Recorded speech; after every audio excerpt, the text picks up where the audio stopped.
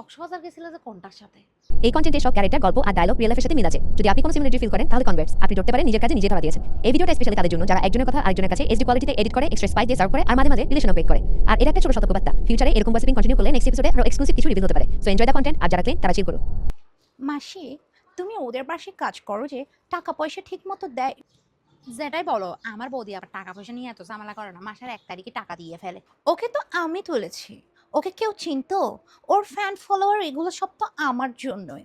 আর চট্টগ্রাম শহরে আরো অনেকজনকেই আমিই তুলেছি।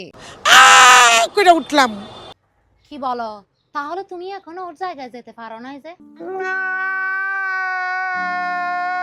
আমি তো দেখছি যে ও তোমার ফ্রি ফ্রি প্রমোশন করে দিত, আরো কি করে দিত। তোমাকে তো আমি চিনছি যে ওর ফেজের থেকে, এরপরে না তোমার বাসায় কাজ নিছি। गजब बेइज्जती है। আমি ওর সাথে কম মিশি, ওর ছেলে ফ্রেন্ড বেশি তো আমার, ওর সাথে মিশলে মানুষে আমাকে খারাপ বলবে। কি বলো? ওর ছেলে বন্ধু বেশি যে? কিছু মনে করিও না বৌদি, তোমার বিয়ের আগে কয়টা বয়ফ্রেন্ড ছিল? তখন আমার আবেগে কাজ করছে, বিবেক কাজ করে নাই। কার সাথে কক্সবাজারও গেছিলে যে তোমার এখানে জামাইটা জানে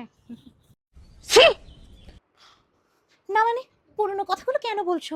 পাস্ট ইজ পাস্ট, এইসব থাকতেই পারে। এসব শুনি আবার আমার গায়ে। ওর জামাইটা কিছু করে, কাজকাম কিছু করে না? সারাদিন বউয়ের সাথেই ভিডিও বানায়। আমাদের জামাইগুলো তো কাজের জন্য সময়ই দিতে পারে না। হ্যাঁ, দাদা বাবুটা কিছু করে না, সারাদিন বউয়ের সাথে ভিডিও বানায়। কিছু করে না বলেই মনে হয় 1 বছরের মধ্যে 2বার ইন্টারন্যাশনাল বলা দেয় না ট্রিপ দিছে। একবার গেছে থাইল্যান্ড 11 দিন, তারপর গেছে ইন্দোনেশিয়া 12 দিন। আমার মনে হয় জামাইটা কাজ কাম করলে বউকে মঙ্গল গ্রহ নিয়ে যেত, ভাগ্যিস কিছু করে না। করে উঠলাম। আচ্ছা মাসি, শ্বশুর বাড়িতে কেমন আসলে? শ্বশুর বাড়ি নিয়ে তো অনেক বদনাম শুনেছি। কি বলো?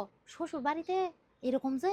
আমি তো দেখছি যে ওর শাশুড়িটা আর শ্বশুরিটা ওকে মেয়ে মেয়ে করতে করতে নাকের ফেনা ফেলে দেয়। বৌমাও বলে না, বলে না আমার মেয়ে। তাহলে বাবু জানি না, ও শ্বশুর বাড়ি সম্পর্কে আমি তোমার থেকে ছাড়া আর কারো কাছ থেকে এরকম শুনি না। তোমাকেই বলছে কেন? কিছু বলছো মনে হয়, তুমি ওদের ঘরে কান পরা দিছো, কিছু বলছো? নাকটা কেমন বোঝা না মাসি? আমি জানি না মানুষজন ওকে এত পছন্দ করে কেন। হ্যাঁ, আমার বৌদিটার নাগেটা একটু বড়, কিন্তু তোমার মতো সবখানে নাক গলায় না।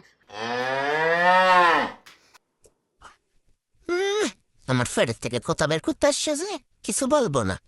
2 দিন পর আবার আমাকে নিয়ে মাইনসুরে বুঝাবে মালতী এমন, মালতী তেমন। মালতী এরকম কাঁচা খেলে না, খাদ্রিন না বেরি কোথাকার। খালি তীর কোথায় দেখি, তীর কোথায় থেকে বুঝাই সাত দোকান বানাই ফেলছে। মাসিটা কিছু বলছে না।